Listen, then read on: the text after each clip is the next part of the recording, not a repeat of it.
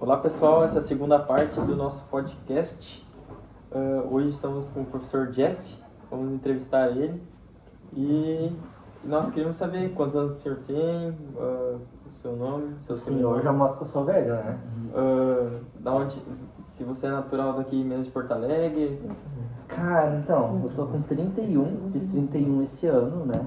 Nasci em 94 e eu sou natural de Campo Grande, nasci na capital do Mato Grosso do Sul, mas minha avó morava em Terenos, que é uma aldeia indígena, né?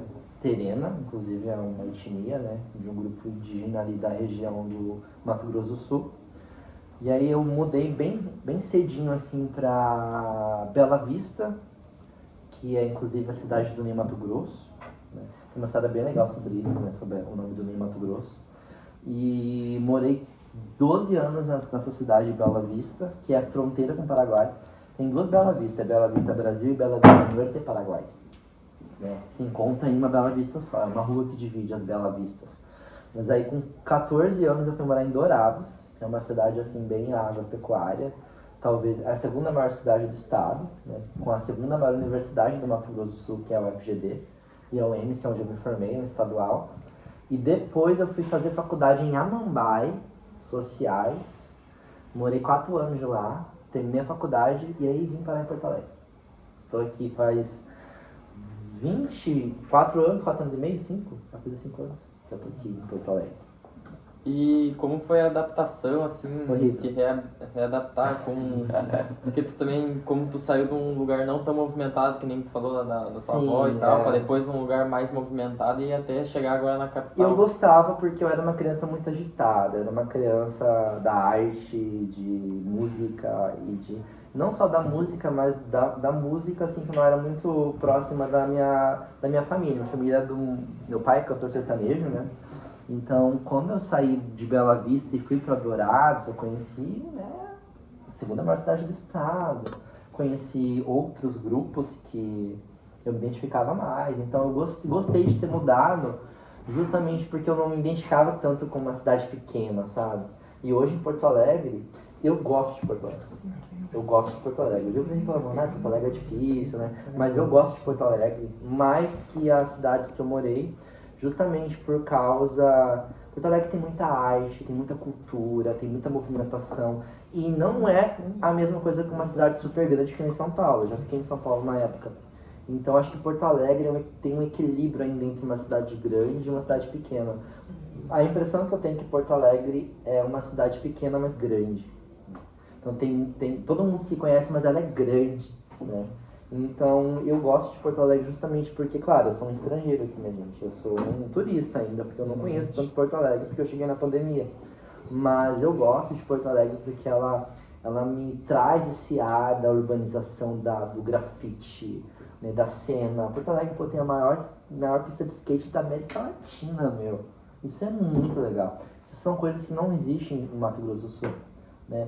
Esses eventos de rock, que eu sou super ligado, não existe no Mato Grosso do Sul. Então eu ainda me sinto conectado com a arte de Porto Alegre.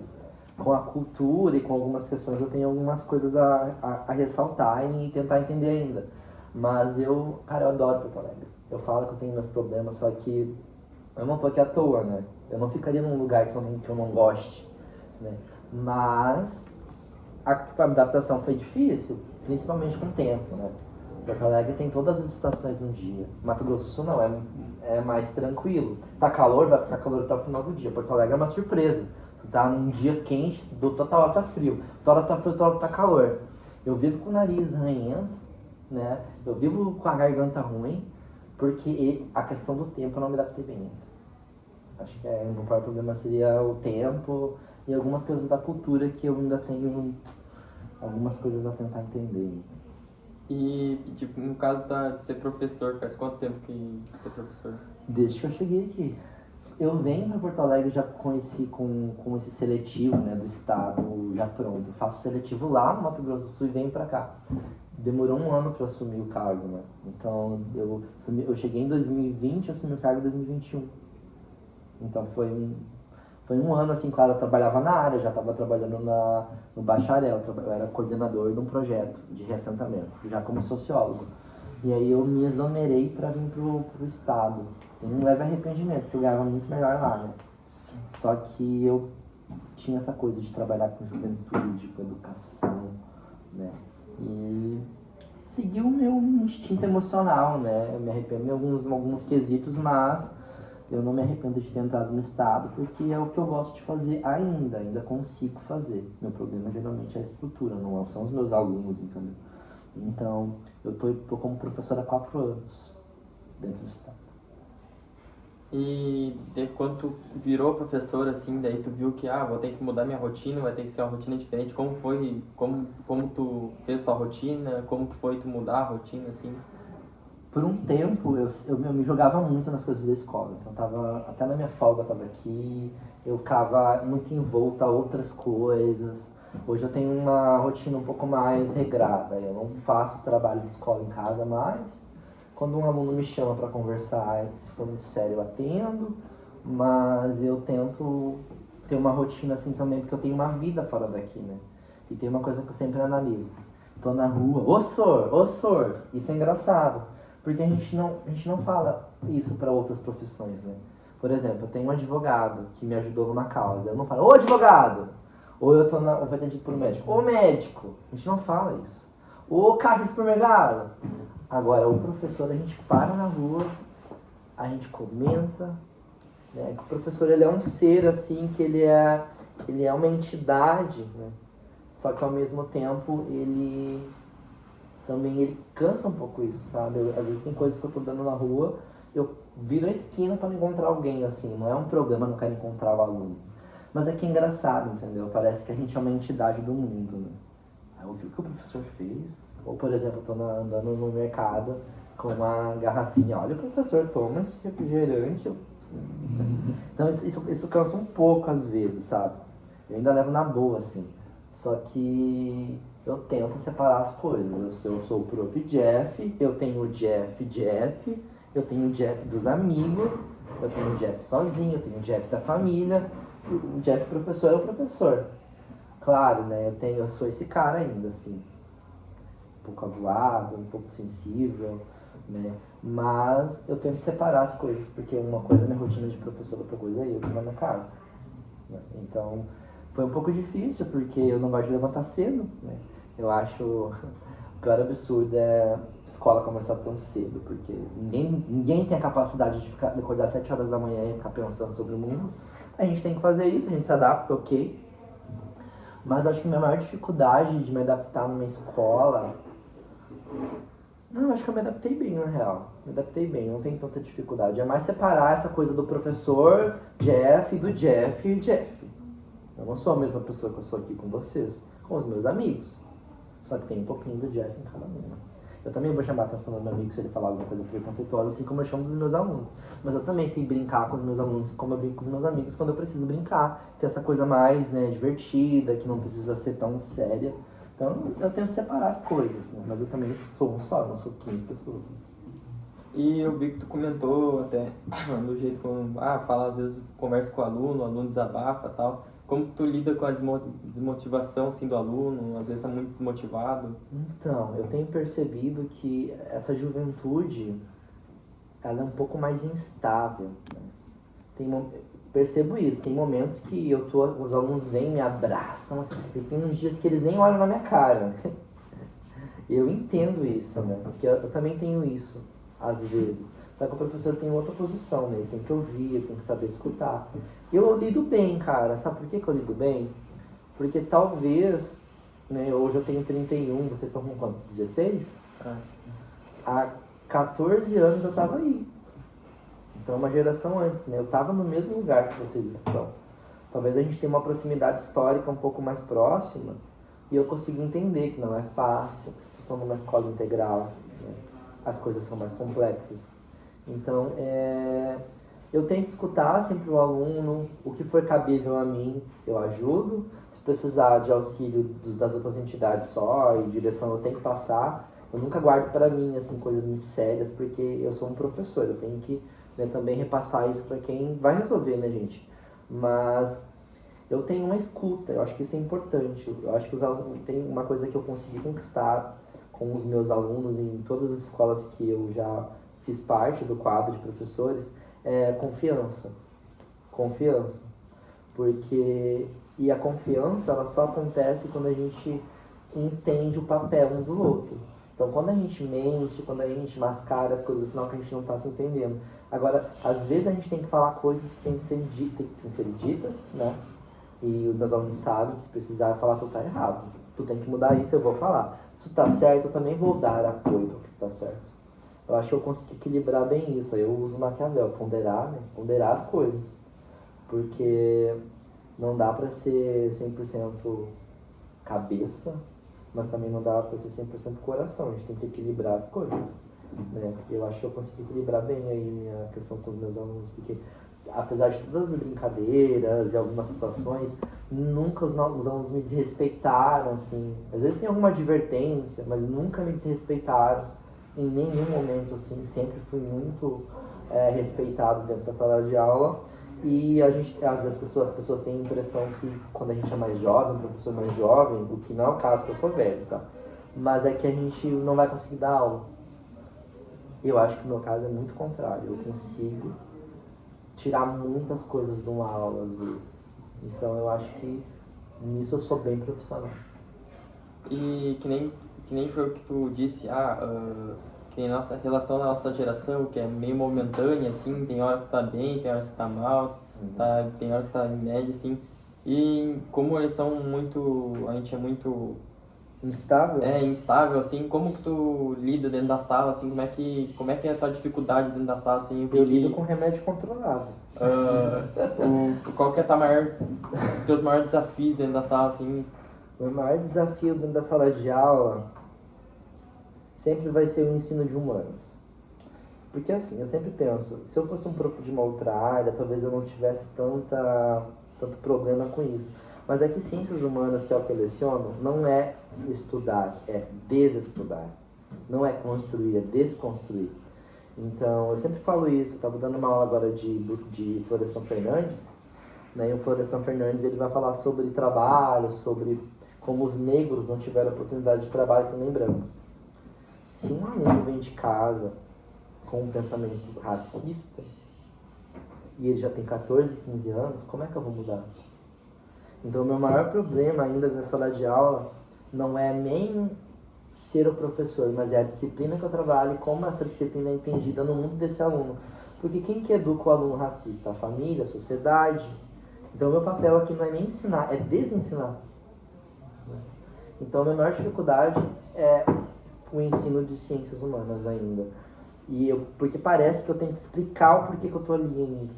Explicar que eu sou formada, mas a minha opinião, olha... Opinião a gente deixa em casa, né? Na escola a gente vem para estudar ciência. E as ciências humanas, ela ainda é vista como opinião, não como ciência humana, né? Então, a minha maior dificuldade é tirar isso da cabeça do aluno. Tua opinião aqui, ela tu deixa... Aí eu não vou falar isso para o aluno, né? Outra opinião tu deixa em casa, meu amigo. Mas eu sempre tento colocar para ele. Uma coisa é como uma opinião, outra coisa é fato social. E se tua opinião é preconceituosa, quer dizer que tu não entendeu aquilo ali. Mas é claro, eu acho que mesmo dentro disso eu ainda consigo fazer um contorno e lidar bem com a situação. Mas eu ainda tenho um leve problema pontual sobre algumas coisas, principalmente gênero. A gente percebe assim que em relação a ser professor, tu é muito profissional. Quando tu era criança, assim, mais ou menos uns 11, 12 anos por aí, que é o momento quando tu vai querer escolher o que tu quer ser pra frente, sim, porque normalmente quando tu é mais novo, tu fala, mas tu não segue pra frente, né? Tu já queria ser professor nessa idade ou decidiu depois? Olha, tu perguntando agora no meio de coisas, assim, né? Minha família é extremamente católica, extremamente católica. Eu fiz comunhão, crisma, eu fiz todos os processos da igreja católica pra mim pro inferno, né? E quando eu tinha uns 13 anos, eu era assim, coroinha, tá? Eu ajudava o padre e tudo. Quando eu tinha 13 anos, chegou um cara um missionário da igreja e disse, tu tem um perfil para ajudar os mais jovens, porque eu cantava na igreja, eu ajudava o padre, eu limpava a igreja, a igreja fazia pastelada para juntar dinheiro, eu tava lá fritando pastel, e eu era uma criança, gente, porque eu ficava muito mudado com a minha avó, né, minha avó, e minha avó é extremamente católica. E aí quando eu tinha esse perfil dessa criança um pouco mais desenvolta, porque eu fiz teatro na escola também, fiz teatro na igreja também. Me chamaram para dar aula de catequese com 13 anos. Então eu dava aula de catequese para uns 10 jovens da minha rua. E eles iam na casa da minha mãe, eu tinha um quadro e eu falava sobre versículos da Bíblia. Agora que eu lembrei disso, eu tinha apagado a minha memória. Então, meu primeiro contato com o ensino foi esse, religioso, assim, né? Mas, cara, eu fui decidir ser professor com uns 20 anos. Eu queria ser ator antes. Mas tu sabe que o professor tem um pouco do ator também, né? Porque quando eu dou aula, eu crio um personagem. Né? Esse personagem, ele tem uma linha tênue entre ser divertido e ser um pouco assustador, assim, né? Claro, eu não vou chegar e vou te assustar, não é isso. Mas é que quando eu vou cobrar, quando eu sou um pouco mais sério, até eu tenho um pouco de medo, assim, de mim, sabe? Porque é o personagem, um professor bravo, mas eu tenho um professor também. Então, na escola, assim, o professor ele é um personagem, não é o cara lá de fora, que nem eu disse, o Jeff de fora, né? Porque eu não sou esse cara assim, né? Eu não tenho filho, eu sou um professor, eu tenho que educar vocês até certo ponto. Então, qual que era a tua pergunta mesmo no inicial? Era se tu desejava isso com Então, não desejava. Não desejava. Sim, tu disse que... Eu queria ser ator, eu queria ser um ator, não que eu não seja hoje, mas eu queria realmente seguir a carreira de teatro. Assim. Tu falou que com os 20 tu decidiu virar professor, e que tipo de faculdade tu fez pra... Olha, sinceramente, né, vou tomar cuidado com o que eu falo aqui, né? Mas assim, eu conheci um grupo de hippies. Querido. Um era malabarista, um cuspia fogo, a outra era cantora e o outro era palhaço. E aí eu me juntei com esse grupo para morar na casa deles, porque eu não me dava tão bem com os meus pais, assim. Fiz 18 anos, saí de casa, fui morar com esse grupo. E 4 dessas pessoas faziam ciências sociais. Eu falava, nossa, vocês são tão desconstruídos, nossa, que galera legal, nossa, vocês são, né, pra frente, com essa mente. E aí eu fiquei com uma certa vontade de ser como eles, de ter essa postura. Eu vi eles falando de Simone de Beauvoir, Simone de Beauvoir, as mulheres, né, e quando eu falei pra vocês que meu problema sempre foi gênero, né, que eu tenho um problema com gênero, que os alunos não conseguem entender bem a questão de gênero. E isso já me pegou, gênero, o que é isso, né, gênero? E aí eu fiz o Enem, passei em segundo lugar no vestibular. Passei em segundo lugar, não vou? Vou, né, gente? Fui, passei no estadual e tomei gosto por ser prof. Mas não era meu plano inicial, não. O plano inicial era tentar ser rico, né? Não deu, então... E daí tu foi pra faculdade, né? E como foi estar na faculdade? Como foi tua vida na faculdade? Como foi se... Fiquei calvo. Assim, gente, pensa na faculdade, principalmente a faculdade pública. Tu paga com a alma, né? Você sabe? Tu entra, mas tu paga com a alma. Então, eu fiz muita coisa na faculdade. Eu fiz projeto de extensão, fiz pesquisa, eu fiz residência pedagógica. Eu falo que eu estou na escola por estar há 4 anos, mas hoje eu estou na escola há 8, né? Porque na minha formação eu já estava na escola como residente, né? Como estagiário que já dava aula. Eu ganhava uma bolsa. Então, eu vi esse barulho? Cala a boca, passarinho. Então, foi uma experiência muito boa, mas o que me deixou muito...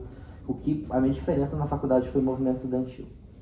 Eu era representante da UNE. A UNE, inclusive, vem para a escola nos momentos, nos estudantes da UNE. E eu fiquei 4 anos na UNE. Eu viajei muito, de graça, representando o meu estado, né? O Mato Grosso do Sul. Eu era um cara, assim, importante na universidade, porque eu resolvia todos os BOs dos alunos. Então, eu acho que minha grande contribuição não foi só a formação, mas participar do movimento estudantil. Inclusive, eu acho que a escola deveria frisar isso, o movimento estudantil, onde vocês fazem por vocês. Eu não estou falando de protagonismo, estou falando de movimento estudantil, política estudantil. Né? Acho que esse é o diferencial de uma faculdade, entender a política dentro. Né? E, nossa, gastei a verba do Estado. Gastei mesmo. Porque também eu pago, né? A gente paga imposto para ser depois, né, um bom contribuinte. Então, hoje estou na rede estadual como professor, mas eu também já fui aluno dentro do Estado, numa faculdade estadual. E tu tem bastante memória, assim, da faculdade e tal? Tu tinha bastante, não sei se tu tinha bastante amizade. Como foi que lembranças boas tu tem da faculdade? Sim.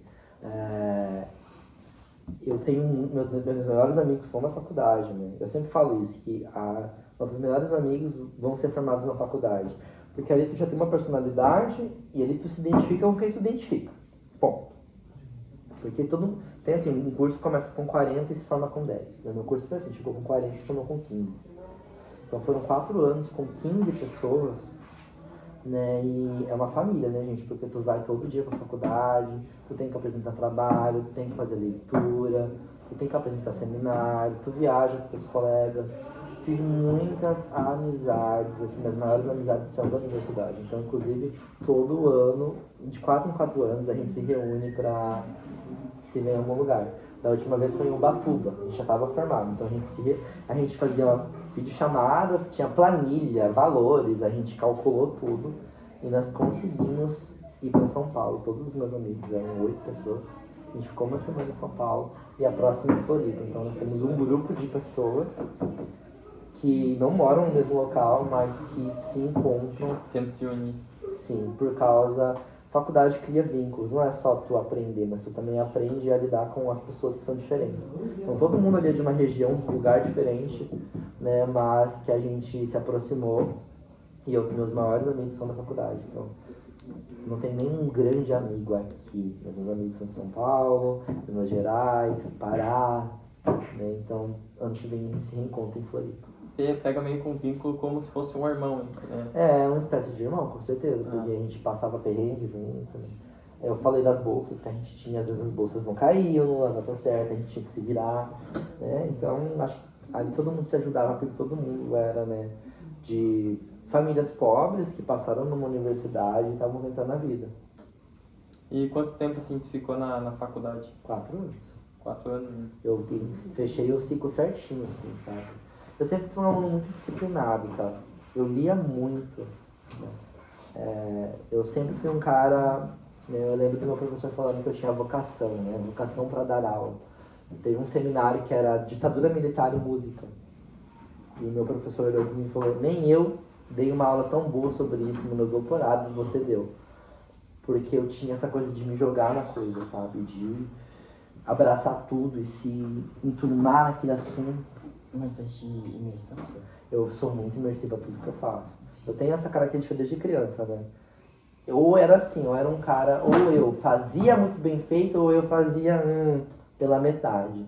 E quando eu tava pela metade, eu já largava. Né? Hoje eu tô aprendendo a construir melhor os meus projetos de vida. Mas eu sou um cara muito imersivo ao que eu gosto. Se eu gosto, vocês vão notar que eu gosto. Se eu não gosto, vocês vão claramente ver que eu não estou gostando. Nisso eu não sou um bom ator, viu? Eu não sei fingir muito bem sobre isso. Quando tu veio pro Sul, veio para ser professor, como tu reagiu às pessoas do Sul, o jeito de falar, o sotaque, o jeito de se expressar, né? É um terror esse Armandinho. Cara, meu primeiro problema já foi antes de vir, né? Porque quando eu vim pro Sul antes de ser prof, né? Foi assim, eu me envolvi com uma pessoa do Sul, né? E aí eu vim pra ficar uma semana, pra ver, eu vou gostar, será? Né? E aí eu vim, achei muito legal. Só que antes de eu vir, eu já tinha pessoas que conheciam o Sul, que me diziam que era um lugar, assim, com problemas sociais graves.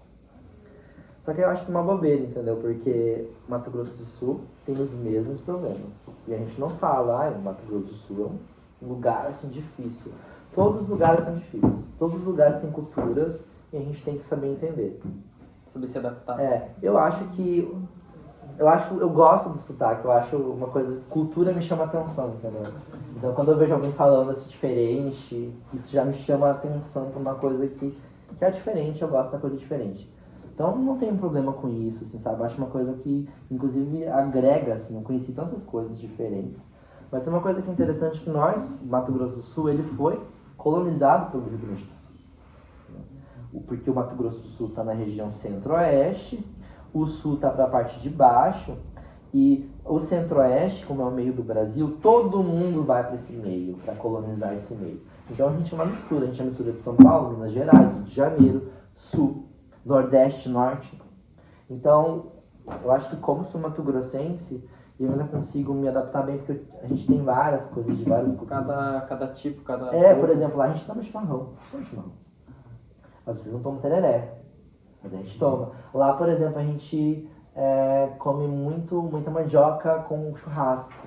Vocês também comem aqui, né? Sim. Então tem coisas assim que o Não norte é não tão come. comum, né? É muito comum, isso que é comum. Por isso que eu estou dizendo que nós do Mato Grosso do Sul, por sermos o estado mais jovem do Brasil, porque ele foi dividido na década de 70, 80, 90, 2000, o Mato Grosso tem 40 anos. Ele é jovem. Então, foi basicamente tudo que teve no Brasil foi para lá. É um estado, mas tem um tempo como se fosse uma cidade, tipo Estância Velha. É um estado que foi dividido porque era muito grande, Sim. né? Então, existe uma O tempo rixa. de vida dele é meio como se fosse uma cidade, meio criação na cidade. Ainda é muito jovenzinho. Ah. Por isso que ainda o Mato Grosso do Sul não tem uma cultura tão definida, porque ele é uma espécie de várias culturas. Inclusive muitos gaúchos lá. Muitos. E o que te cativou aqui no Sul? A palavra, o jeito de falar, o que tu gostou aqui do Sul? Nossa, esse aqui eu amei de ver. É uma coisa, às vezes um lugar. O que eu acho legal no sotaque é o jeito cantado de falar. Vocês falam cantando, né? Que é tipo, vocês abrem a boca e aprofundam a palavra. Isso é uma coisa que eu acho legal, assim, acho bonito, né? Mas de cultura, o que eu achei legal? Pô, né, eu fui uma vez pra... Como é que é o nome daquele lugar que tem um monte de cachoeira? Cascata? Não. Que tem um monte de lugares pra acampar. Tem um lugar aqui perto. Eu entrei, é perto de um quilombo. E ali, tipo, gente, é um lugar de preservação ambiental. Agora eu esqueci o nome. Mas eu gostei muito porque tem muita parte Como se ambiental. fosse um camping. É um camping. Agora eu esqueci o nome, memória, eu vou procurar e depois eu falo pra vocês. Mas eu gostei muito da parte ambiental, né? Porto Alegre tem uma preservação ambiental forte também. Eu gostei muito acho que Porto Alegre tem duas coisas que me chamam a atenção, a bicicleta e os pets. No Mato Grosso do Sul, a gente não anda com pet na rua. Sabe por quê? Porque no Mato Grosso do Sul não tem prédio. Na minha cidade tinha um prédio. Ou seja, as pessoas, elas têm casa. Quando elas têm casa, elas deixam um bichinho no quintal. Então logo elas vão passeio. Aqui não, tem muito prédio. Então as pessoas têm o costume de sair para passear com pet. Isso eu achei legal. Porque na minha cidade ninguém passeia com pet. Essa coisa de gente doida. Nossa, tá passeando com cachorro. Então eu tinha essa coisa de querer passear com cão. Lá no MS é difícil isso. E a bicicleta também é uma coisa que o gaúcho gosta muito de uma bike, né? No Mato Grosso do Sul. Por que a gente também não anda muito lá?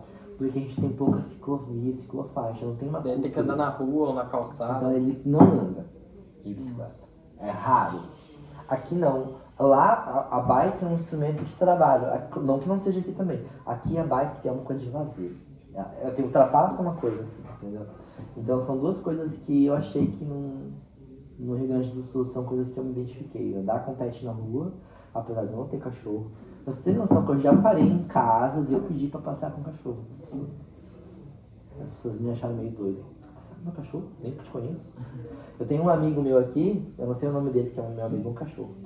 Eu passo assim na casinha ali, eu abraço, eu converso com o cachorro, mas eu não conheço o dono, mas eu tô quase indo lá pedindo pra passear com o cachorro, porque eu adoro essa coisa de cultura do pet, e Porto Alegre tem muito isso. Nem São Paulo tem tanto isso. Porto Alegre tem essa coisa de andar com os animais na rua, até gato eu já vi, né? As pessoas andando com gato na rua. Isso pra mim é fora da cultura, assim, no Mato Grosso do Sul não existe isso. Se tu andar com um cachorro não, vão te olhar estranho.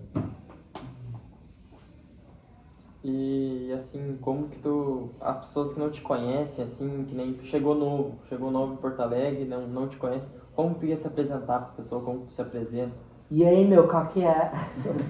Que tu tá nessa?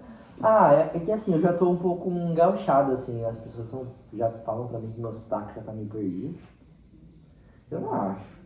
Eu acho que eu tenho um sotaque ainda meio forte, mas eu já comecei a falar bar, o bar já tá me contaminando. Eu já soltei uns 3 bar aí, tá? Mas o que eu tô pensando já, né, tipo, é porque no Mato Grosso do Sul, nosso bar é um palavrão aqui, então eu não posso falar. É um caramba! Então o nosso bar é tipo, caramba! Né? Então a gente vai se acostumando também com o que a cultura devolve pra gente. Senhor, o senhor é feliz como professor hoje? Não. Pode nos falar por quê, senhor? Cara, o salário, a demanda, a cobrança, a justificativa, a ausência do Estado. São várias coisas. Eu sou muito feliz com os meus alunos e com a devolutiva que eu tenho dentro disso. Mas estou bem descontente com o meu salário e com as cobranças que algumas instituições têm dentro dos professores. O professor é cobrado de tudo, gente. Tudo. Ele é cobrado. Por abrir a porta, fechar a porta. O aluno peidou na sala, é culpa do professor. O aluno respirou, é culpa do professor. E todo mundo cobra o professor, né? O Estado cobra, uma gestão cobra, o aluno cobra, o governador cobra, a sociedade cobra, todo mundo cobra o professor. O professor tem vários chefes.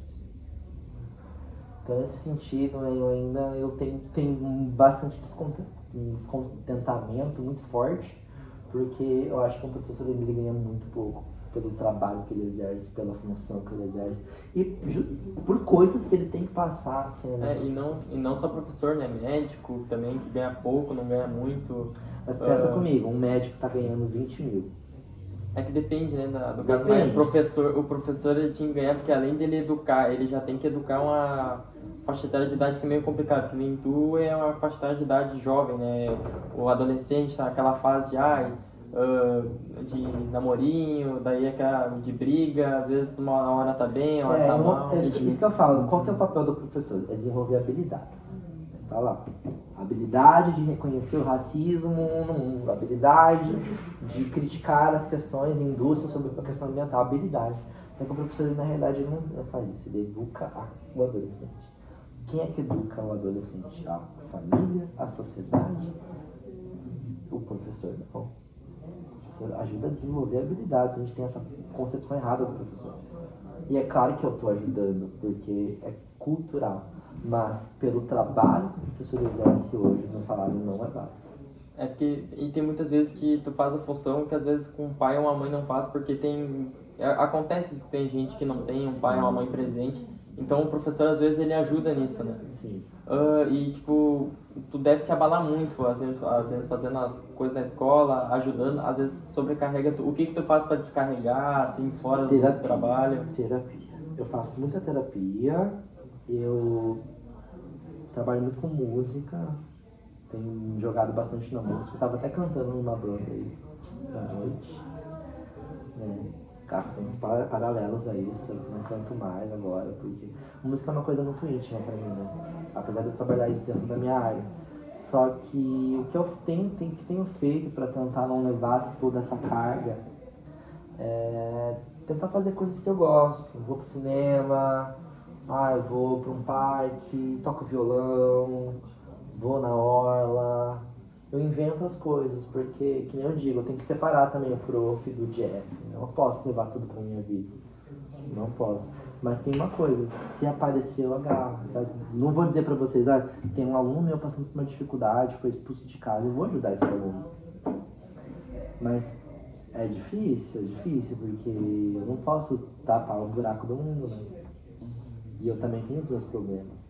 Então acho que o grande exercício é ser profissional, mas ao mesmo tempo saber levar as coisas com o caminho certo. Não posso também tomar o papel de um pai. Né? E assim, o teu trabalho, às vezes tu trabalha para algum tipo. E o que tu deseja conquistar, assim, como tu é uma pessoa muito, assim, meio relax, né? Tipo, gosta de... Tu me acha relax? Tipo, conversar, de interagir com as pessoas, assim, que é muito amigo do próximo, né? E o que tu gosta de conquistar, assim, o que tu quer conquistar, assim? Aí que eu falo, as pessoas pensam que eu sou super desenvolto, mas eu sou muito tímido. Eu não sou. E esse cara que tá aqui é o professor Jeff. falo sobre tudo dentro do meu tema. Agora, tu pode perceber, se me fazer uma pergunta que não é da minha área, eu não vou falar, eu não vou me meter nisso. Eu tenho a responsabilidade de saber até onde eu vou. Então, eu tenho essa postura de ser esse prof, eu acho que por outras coisas, sabe, que me aconteceram na vida, que eu acho que não é o assunto aqui, e vai pesar o ambiente, né? Mas eu acho que faz parte, né? Eu sou um cara jovem, que tem uma disponibilidade, muita gente vem para conversar comigo, e teve gente que não é nem meu aluno, e veio querer falar contigo, que eu acho que tu pode me ouvir. Então as pessoas têm a impressão que o Jeff é sou muito tímido. É que eu tenho a coisa do teatro, né? De ser cênico, de às vezes fazer uma pergunta que vai deixar um pouco desconfortável, só que eu sou um cara bem na minha também, não sou um cara super amigável, né? É que foi, no meu caso, percebeu, eu sou novo na escola, né? Eu sou um cara novo e tu meio que tu acolhe a pessoa assim, às vezes a pessoa tá meio quieta, assim, tu brinca com ela também, ela se sente incluída na brincadeira. Isso é o prof. Jeff. É, isso mas eu o Jeff não é tão assim, tão... É porque é difícil separar, né? A gente tenta separar o professor do cara Jeff. É um exercício que tem que fazer, mas eu não sou tão amigável, eu sou mais tímido, tem momentos que eu tô mais na minha, os profs vão ver isso, eu tô quieto na sala dos professores, as pessoas o que aconteceu? Só que eu não sou esse cara 100% assim, não dá pra ser, não sou, cansa também, né, ser esse cara, também tem os meus momentos de ficar na minha, né, de ter os meus momentos mais íntimos. Mas acho que essa coisa de sociologia, de ser sociólogo, de se enturmar, de querer saber sobre o outro, isso faz parte da minha formação. Mas eu não sou tão... eu sou bem tímido em algumas questões.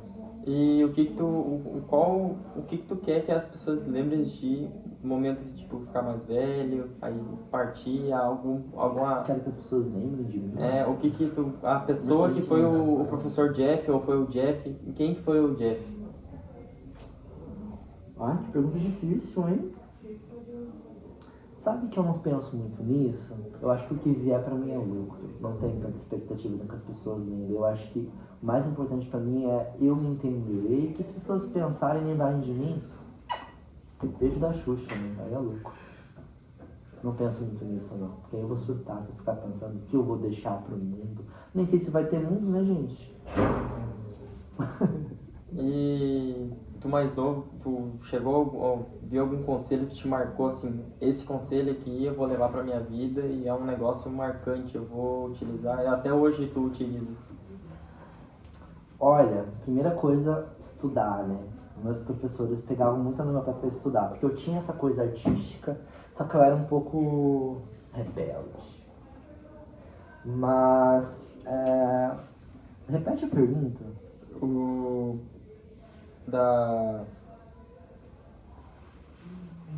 Agora fugiu, mas do caso do conselho, Tá, que tu leva? eu acho que tem profs que me marcaram muito. É que tem uma questão que é meio pontual aqui. A minha família não me apoiava nos estudos, o que eu acho um absurdo, né? Então eu sempre fui muito... eu tive que correr contra a maré, entendeu? Quando eu entrei na faculdade, inclusive eu passei em segundo lugar, minha mãe falou, não larga teu emprego, porque eu tinha um emprego, um trabalho no mercado. Não larga esse emprego, tu vai estudar pra quê? Então, a minha família sempre foi muito do trabalho. Eu fui o primeiro a entrar numa universidade. Eu acho que ninguém entrou da minha família, poucos entraram. Eu tenho pouco contato hoje. Então, o conselho que eu sempre levei foi de estudo. Estudar. Principalmente dos meus professores. E a minha família não me apoiava tanto. Então, seguiu o meu coração, né, gente? Porque imagina que a família não te apoia. Quem te apoiava era o teu professor. Aí eu penso no meu papel também de importante de professor, de apoiar, né? Ajudar a escrever no Enem, aí pro vestibular. Eu tenho aí uns 15 alunos que agora, no começo do ano, vou pegar meu Instagram. Obrigado, Sora, obrigado, Sora, obrigado, Sora. Minha, parabenizando pelas aulas que eu tinha dado, né? E isso eu fico muito feliz, porque eu acho que o nosso papel também é incentivar o aluno, né? Então, acho que é nesse sentido. E qual o conselho que tu dá pra pessoa que tá começando a vida agora, assim, teus 17, 18 anos ali, que começam uma vida assim mais adulta, qual o conselho que tu dá pra carreira e pra vida da pessoa? Eu acho que primeiramente você pé no chão, né? Começar a repensar o que a pessoa quer. Primeiro se entender, Se conhecer. se conhecer, não engravidar ninguém, primeiro conselho que eu dou. Não se engravidar. Achava que ia falar outra coisa, né? E o segundo conselho que eu dou é talvez entender os erros. Que eu acho que uma coisa que eu tinha como adolescente, eu não conseguia ver os meus erros. Entender que o erro, a premissa do erro é acertar futuramente. Talvez errar menos. Então, o conselho que eu dou para os jovens é que, jovens, vocês não sabem de tudo. Vocês vão errar bastante, mas entender que algumas pessoas já passaram por algumas situações e podem ajudar. O conselho é ouvir mais, talvez. Até porque vai ter, nem sempre a gente vai conseguir acertar isso, né? Não, Tem vezes que a gente a premissa é errar menos. Não é nunca acertar, errar menos. Ninguém é perfeito. Em relação que nem tem muito tempo, o jovem hoje em dia leva muito pelo mérito, né? Eles querem ter sempre a razão, o mérito, assim, nunca quer entender, às vezes eu posso estar errado, às vezes tu pode estar certo, mas tu pode ver o lado da pessoa, às vezes você está certo, você está A errado. gente tá errado é tão bom, porque tu tá aprendendo.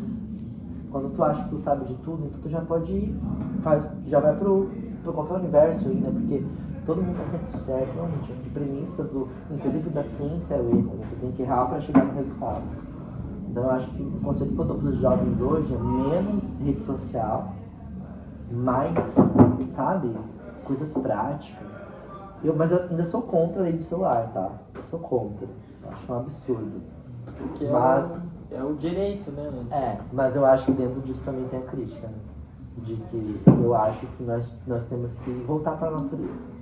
Fazer coisas mais naturais, plantar, regar, mexer na terra, mexer na água. Me afoguei, peguei e cortei o dedo, mas tu tá vivendo. Um perigo bom de poder se aproximar e conseguir poder levar fazer pra coisa. vida isso, né? Machuquei meu dedo mexendo na hora. Meu amor, a vida machuca muito mais que mexer numa terra. Tu acha que a escola podia fazer algum suporte em relação, em construção, plantar, Eu acho que a colher? escola não, mas eu acho que o Estado e a educação, a escola faz isso. Mas acho que Um tipo de mecânica, né? eu acho que o Estado deveria valorizar a educação ambiental. Eles tinham que ter educação ambiental. Não somente ciências da natureza, educação ambiental. No caso, uma eletiva, talvez, não sei. O senhor acha que redes sociais, tecnologias, nos deixam mais solidários? Sim. Ela dá a ideia de que a gente está sociabilizando e a gente está conectado, mas a gente não está. Um exemplo. Quando a gente era jovem da MTV, a gente via o top 10 dos clipes da MTV, no outro dia a conversa era todo mundo sabia. Hoje em dia não. Cada um tem a sua bolha. As redes sociais têm aí eu vou usar o Zygmunt Bauman.